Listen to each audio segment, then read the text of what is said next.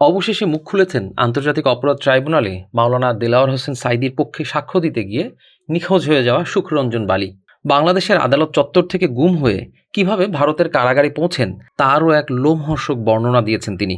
ঘটনাটি ঘটে ২০১২ সালের ৫ নভেম্বর সকালে।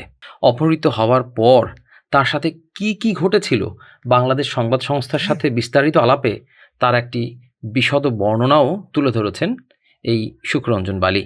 তিনি বলেন, ২০১২ সালের নভেম্বর মাসের ৫ তারিখে আমি ঢাকায় কোর্টে গিয়েছিলাম। আমার সাথে দুজন ব্যারিস্টার ও দুজন উকিল ছিলেন। আমাদের গাড়ি দেখে কোর্টের গেটে আটকে ফেলা হয়। তখন আমার সঙ্গে থাকা আইনজীবীদের সাথে গেটের লোকদের তর্ক বিতর্ক চলছিল। আমি গাড়িতে দুজন ব্যারিস্টারের মাঝে বসা ছিলাম। এ সময় কিছু সাদা পোশাকের লোক আমাকে নামিয়ে টানাটানি করতে লাগলো। তারা বলছিল, যার জন্য গাড়ি থামানো হয়েছে ইনিই সেই লোক, একেই আমাদের দরকার।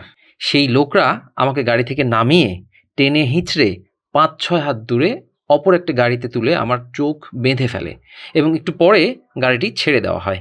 প্রায় আধা ঘন্টা গাড়িটি চালাবার পর সাদা পোশাকের লোকেরা আমাকে হাঁটাতে থাকে।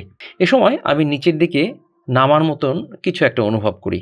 কিছু দূর হাঁটিয়ে একটা দরজা খুলে অন্ধকার জায়গায় আমাকে ঢুকিয়ে দেওয়া হয়। কোনো আলো সেখানে ছিল না, অথচ তখন সকাল ১০টা-১১টা বাজে। সুখরঞ্জন বালী বলেন, আমাকে একটি খালি রুমে আটকে দেওয়া হয়। বাইরে কোনো শব্দ ছিল না, ঘরে কোনো জানালা বা কোনো ফাঁকা ছিল না যা দিয়ে কোনো রকম আলো ভেতরে আসতে পারে। তখন আমাকে মাঝে মাঝে অল্প করে খাবার দেওয়া হতো।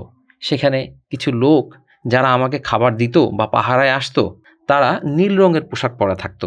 তিনি বলেন, এর ২ দিন পর আমাকে সেই রুম থেকে বের করে অন্য আরেকটি রুমে নেওয়া হয়। সেখানে আমাকে নিয়ে তারা জোর করে সাঈদী হুজুরের বিরুদ্ধে স্বীকারোক্তি দিতে বলে। সেই রুমে অনেকগুলো ক্যামেরা লাগানো ছিল, আমি দেখতে পাই। আমার ভাইয়ের হত্যায় সাঈদী হুজুর জড়িত কিনা জানতে চাইলে আমি তখন অস্বীকার করি এবং বলি যে যারা আমার ভাইকে হত্যা করেছে তাদেরকে আমি চিনি, তাদের বিরুদ্ধে আমি সাক্ষ্য দিতে পারবো। কিন্তু তারা বারবার আমাকে সাঈদী হুজুরের বিরুদ্ধে সাক্ষ্য দিতে বলে এবং এক পর্যায়ে তারা আমাকে মারধর সহ কারেন্টের শক দেয়, নির্যাতন করে। তিনি বলেন, তারা আমাকে এক পর্যায়ে টাকা দিয়ে লোভ দেখাবার চেষ্টা করে। এরপরও রাজি না হলে অমানবিক নির্যাতন চালায়। সেখানে টানা কয়েকদিন ছিলাম। তারা বিভিন্ন সময় বিভিন্ন ঘরে নিয়ে জিজ্ঞাসাবাদ করত। তখন ৩-৪ জন লোক জিজ্ঞাসাবাদ করত। দাদার নাম বিশ্বেশ্বর বালী। তখন মানে ৭১-এর সময় আমার বড় ভাই পাকশা রাইফেলের গুলি মানে কুন্দ দিয়ে ফুসফুসে সেই ঘা দিয়েছে, তখন সেখানে সে মারা গেছে। তখন কি সাঈদী সাহেব ছিল সাথে? না, তখন সে ছিল না। কে ছিল না? সাঈদী সাহেব ছিল না। আচ্ছা, দেখো না, আমি দেখিনি। দেখি সাঈদী সাহেব আমি তখন দেখিনি। সুখরঞ্জন বালী বলেন, তাদের অত্যাচারে আমি অসুস্থ হয়ে যাই। কয়েকদিন সেখানে থাকার পর তারা একদিন সকাল ৭টা কি ৮টার দিকে আমাকে চোখ বেঁধে আবার গাড়িতে তোলে। আয়না ঘর থেকে যখন গাড়িতে ওঠানো হচ্ছিল তখন আমি ভয়ে ভয়ে জানতে চাই আমাকে কোথায় নিয়ে যাচ্ছেন। জবাবে তারা বলেছিল, আমরা তোকে তোর দেশে নিয়ে যাব, বল কোথায় নামিয়ে দিলে তুই তোর বাড়ি চিনে যেতে পারবি। তখন বলি, বাগেরহাটে নামিয়ে দিলে আমি আমার বাড়িতে যেতে পারবো।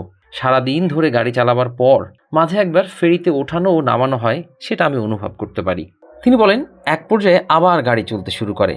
দীর্ঘক্ষণ চালাবার পর ২ জন লোক গাড়িতে ওঠে। এর কিছুক্ষণ পর ১০-১২ মিনিটের মতো হবে গাড়িটি চলতে চলতে থেমে যায়।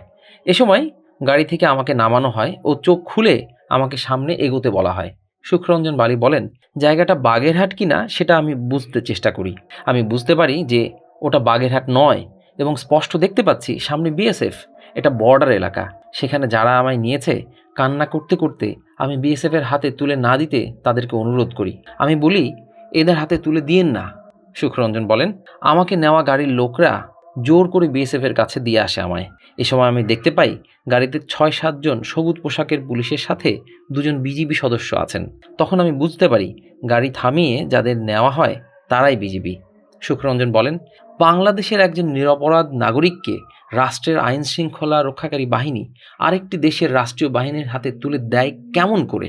কান্না জড়িত কণ্ঠে সুখরঞ্জন বালী বলেন, আমি যেতে না চাইলে জোর করে তারা আমাকে ধরে বিএসএফ সদস্যদের হাতে তুলে দেয়। বিএসএফ কিছু জিজ্ঞেস না করেই আমাকে প্রচণ্ড মারপিট শুরু করে। বিএসএফ হিন্দিতে কথা বলছিল এবং আমি আমাকে না মারার জন্য বাংলায় বোঝাতে চেষ্টা করি। আমার কোনো কথা তারা বুঝতে পেরেছিল কি না আমি আজও বুঝিনি। এক পর্যায়ে বিএসএফ মোটা দড়ি দিয়ে পেছন দিক দিয়ে আমার হাত বেঁধে ফেলে।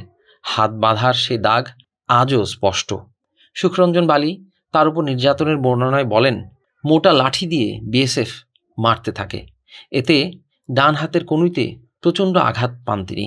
এখনও ডান হাত দিয়ে ভালোভাবে তিনি কোনো কাজ করতে পারেন না। বিএসএফের মারের পর তিনি প্রায় 3 ঘন্টা বেহুঁশ ছিলেন। সুখরঞ্জন বালি বলেন, আমি বিএসএফকে বলতে থাকি যে আমি ইচ্ছে করে এখানে আসিনি, কিন্তু আমার কথা বুঝতে না পারায় তারা আমাকে বেধড়ক মারধর করে। আমাকে মারধরের আর কোনো কারণ বুঝতে পারিনি। বিএসএফের ক্যাম্পটির বিষয়ে জানতে পারি, এটি বৈকারি বাজার, পশ্চিমবঙ্গের উত্তর 24 পরগনা জেলার স্বরূপনগর থানা এলাকা।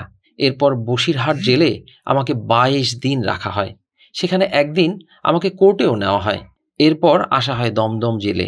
সুখরঞ্জন বলেন, দমদম জেলে থাকাকালীন সেখানে এক বন্দিকে, যে কিনা সম্পর্কে আমার ভাগ্নে হয়, তাকে আমি দেখতে পাই। সে আমাকে চিনতে পারেনি। আমি সুযোগ বুঝে তাকে আমার পরিচয় দিলে সে আমায় জড়িয়ে ধরে বলে, মামা তুমি বেঁচে আছো? আমরা তো জানি তুমি মারা গেছো। পরে সে ভাগ্নে কারামুক্তির পর আমার বাড়িতে ও নিকটাত্মীয়দের আমার বেঁচে থাকা ও ভারতের দমদম জেলে বন্দি থাকার কথা জানায়। সুখরঞ্জন বলেন, আমার বাড়ির লোকেরা ভারতে প্রশাসন ও মানবাধিকার সংস্থার সাথে যোগাযোগ করলে মানবাধিকার সংস্থার সহায়তায় সুপ্রিম কোর্টের আদেশে 2018 সালের প্রথম দিকে 5 বছর জেল খেটে আমি মুক্ত হয়ে দেশে ফেরত আসতে পারি। তিনি বলেন, ভারত থেকে দেশে ফিরেও আমি নিজ এলাকায় পিরোজপুরের ইন্দুরকানীতে যেতে পারিনি। নিরাপত্তার কারণে বাগেরহাটে আত্মীয় ও পরিচিত জনদের সহায়তায় তাদের আশ্রয়ে ছিলাম। তিনি বলেন, পিরোজপুর জেলার ইন্দুরকানী অর্থাৎ সাবেক জিয়ানগর হলো আমার গ্রামের বাড়ি। আমি পেশায় কাঠমিস্ত্রি। আমার এক ছেলে ও এক মেয়ে। আমার ছেলেও কাঠমিস্ত্রি কাজ করত। তাতে যে আয় রোজগার ছিল, তাতে আমি পরিবার নিয়ে ভালোই চলতাম। সুখরঞ্জন বালি বলেন, মুক্তিযুদ্ধের সময় কারা আমার ভাইকে হত্যা করেছে সেই দৃশ্য আমি আমার বাড়ির টয়লেটের ভেতর লুকিয়ে থেকে নিজ চোখে দেখেছি। সেখানে সাইদি হুজুরকে আমি দেখিনি। তখন এ নামে কাউকে আমি চিনতামও না। উনি আমাদের এলাকা থেকে নির্বাচিত দুবারের এমপি ছিলেন। তখন ওনার সম্পর্কে জানি ও চিনতে পারি। সাইদি হুজুর যখন এমপি ছিলেন তখন আমাদের মনে হতো যেন আমরা মায়ের কোলে আছি। হুজুর নিরপরাধ, নির্দোষ। তার বিরুদ্ধে শত নির্যাতন সহ্য করেও আমি তাই সাক্ষ্য দেইনি। আমাকে ক্ষুদিরামের মতো ফাঁসি দিলেও আমি প্রস্তুত ছিলাম। আমার নাম সুখরঞ্জন বালি। আমি সাইদি সাহেবের আমি জানাজায় আসছি, ভালো বিদায় এই জন্য আসছি। আমি তারই একজন সাক্ষী ছিলাম। আমি তার পক্ষে সাক্ষী দিতে আমি ঢাকায় গেছি, কোর্টের সামনে দিয়ে আমি অবরোহণ হয়ে গেছি। আমি আমি ঢাকারই আশেপাশে ছিলাম দীর্ঘ আপনার 3 মাসে 13 দিন কম। ওইখান দিয়ে আপনার নিয়ে যায় চকুবানিয়া, নিয়ে যায় আপনার কোথায় নিয়ে যায় তা আমি জানি না। এরপর যাইয়ে লামাইতে মানে নিয়ে গেল। আমি সীমান্তে যাইতে যে বৈকারি বটার আমার খুব রকম মাইর দিয়েছে। দেওয়ার পরে আমি স্বরূপনগর থানা দিয়া বসিরহাট কোর্ট বা জেল, ওইখান থেকে দমদম কারাগারে দীর্ঘ যাই আমি 5 বছর আমি কারাগারে বন্দী ছিলাম।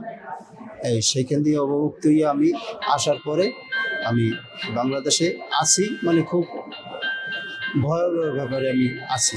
আমি নিরাপদ চাই। তাহলে তার বিরুদ্ধে সাক্ষী দেননি? আমি সাইদির আমি সাক্ষী দিই নাই আর কি। আমি আজ সকাল 10টায় তারাই জানা যায় আমি আসছি। সে আমার ভালো লোক, সে 2 টাইম সে এমপি ছিল। এই জন্য আমরা মায়ের কোলে যেরকম বসবাস করে ওইরকম আমরা বসবাস করছি যখন সে 2 টাইম এমপি ছিল। এই জন্য ভালো লাগছে বিটায় আসছে। অনেক ভয় আতঙ্কের পরও সাইদি হুজুরের মৃত্যুর পর তার জানাজায় উপস্থিত হয়েছিলাম। তারপর আবারও আমি নিরাপত্তার কারণে আড়ালে চলে যাই। তিনি বলেন, তার উপর ঘটে যাওয়া এত ঘটনার পর তিনি মানসিক ও শারীরিকভাবে স্বাভাবিক হতে পারেননি। নিজ পেশায়ও ফিরে যেতে পারেননি। ফলে অর্থকষ্টে ও অভাবে দিন কাটছে তার ও পরিবারের। সুখরঞ্জন বালি রাষ্ট্রের পৃষ্ঠপোষকতায় অপহরণ, গুম এবং 5 বছর কারাবন্দী থাকা সহ তার সাথে ঘটে যাওয়া সকল অন্যায়ের বিচার চান আর ক্ষতিপূরণ চান রাষ্ট্রের কাছে।